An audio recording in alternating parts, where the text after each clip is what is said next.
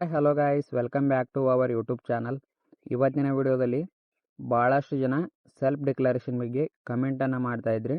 So ಅದನ್ನು ತಿಳಿಸ್ಕೊಡ್ಲಿಕ್ಕೆ ಈ video ಮಾಡ್ತಾ ಇದ್ದೇನೆ.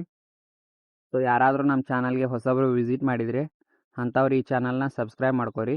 ಬಾಜುಕಿರೋ ಬೆಲ್ ಐಕನ್ ಮೇಲೆ ಕ್ಲಿಕ್ಕನ್ನು ಮಾಡಿಕೊಂಡು ಆಲ್ ಅಂತ ಕೊಡಿ. ಬನ್ನಿ ವಿಡಿಯೋನ ಸ್ಟಾರ್ಟ್ ಮಾಡೋಣ. ಮೊದಲೇದಾಗಿ ನಾನೀಗ ತೋರಿಸ್ತಾ ಇದ್ದೀನಲ್ಲ, ಈ ರೀತಿಯಾಗಿ ಎಲ್ಲರಿಗೂ ಕೂಡ ಮೆಸೇಜ್ ಬಂದಿರ್ಬೋದು. ಸೊ ಭಾಳಷ್ಟು ಜನ ಅದ್ರ ಬಗ್ಗೆನೇ ಕಮೆಂಟನ್ನು ಮಾಡ್ತಾಯಿದ್ರಿ. ಸೊ ಇದ್ರ ಬಗ್ಗೆ ಹೇಳೋದಾದರೆ, ಸೆಲ್ಫ್ ಡಿಕ್ಲರೇಷನ್ ಮಾಡಿ ಅಂಥೇಳಿ ಎಲ್ಲರಿಗೂ ಕೂಡ ಮೆಸೇಜ್ ಬಂದಿದೆ. ಸೊ ಒಬ್ಬೊಬ್ಬರಿಗೆ ಬಂದಿಲ್ಲ, ಆದರೂ ಕೂಡ ಸೆಲ್ಫ್ ಡಿಕ್ಲರೇಷನ್ ಮಾಡ್ಲಿಕ್ಕೆ ಹೋಗ್ತಾ ಇದ್ದೀರಿ. ಸೊ ಮೊದಲನೇದಾಗಿ ಸೆಲ್ಫ್ ಡಿಕ್ಲರೇಷನ್ ಡಿಪಾರ್ಟ್ಮೆಂಟ್ನವರು ಹೇಳಿರೋ ಪ್ರಕಾರ ಫಸ್ಟ್ ಪೇಮೆಂಟ್ ಆಗೋವರೆಗೂ ಸೆಲ್ಫ್ ಡಿಕ್ಲರೇಷನ್ನ ಮಾಡೋ ಹಾಗಿಲ್ಲ, ಅದು ಮಾಡಿದರೂ ಆಗೋದಿಲ್ಲ ಕೂಡ. ಸೊ ಇದು ಒಂದನೇ ಪಾಯಿಂಟ್ ಆಯಿತು. ಮತ್ತು ನಿಮ್ಮದು ಆಧಾರ್ ಡೀಟೇಲ್ಸ್ ಪೇಚ್ ಆಗ್ತಾಯಿಲ್ಲ ಅಂತೇಳಿ ಭಾಳಷ್ಟು ಜನ ಕೇಳ್ತಾಯಿದ್ರಿ. ಸೊ ಅದೇ ಹೇಳಿದ್ನಲ್ಲ, ಸೆಲ್ಫ್ ಡಿಕ್ಲರೇಷನ್ ಮಾಡಲಿಕ್ಕೆ ಹೋಗ್ಬೇಕಂದ್ರೆ ನಿಮ್ಮದು ಫಸ್ಟ್ ಪೇಮೆಂಟ್ ಆಗಿರಬೇಕು. ಮೆಸೇಜ್ ಕಳಿಸಿದಾರಂದರೆ ಸೊ ಅವ್ರು ಯಾವ ಡೇಟ್ ಕೊಟ್ಟಿರ್ತಾರಲ್ಲ ನಿಮಗೆ, ಸೊ ಇಲ್ಲಿ ಡೇಟ್ ತೋರಿಸ್ತಾ ಇದ್ದೀನಿ ನೋಡಿ, ಆ ಡೇಟ್ ಬರೋವರೆಗೂ ಒಂದು 2-3-4 ಸಲ ಆದರೂ ನೀವು ಮತ್ತೆ ಟ್ರೈ ಮಾಡಿ, ಬಂದರೂ ಬರ್ಬೋದು.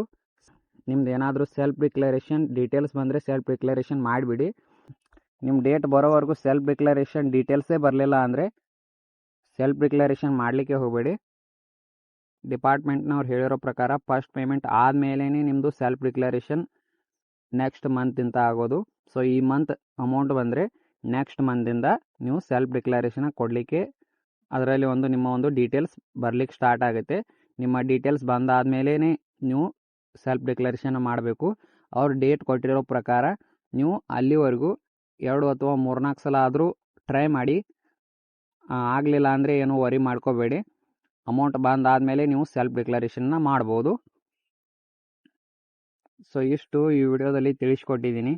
ವಿಡಿಯೋ ಹೆಲ್ಪ್ಫುಲ್ ಅಂತ ಅನಿಸಿದರೆ ಲೈಕ್ ಮಾಡಿರಿ, ಶೇರ್ ಮಾಡಿರಿ, ಹಾಗೆ ನಮ್ಮ ಚಾನಲ್ನ ಸಬ್ಸ್ಕ್ರೈಬ್ ಮಾಡ್ಕೊರಿ. ಧನ್ಯವಾದಗಳು. ಶುಭ ದಿನ.